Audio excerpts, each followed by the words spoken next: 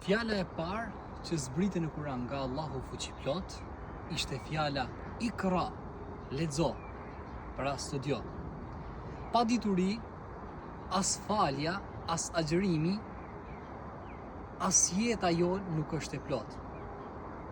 Për atë arsye duhet që ta kalojmë kohën edhe duke studiuar.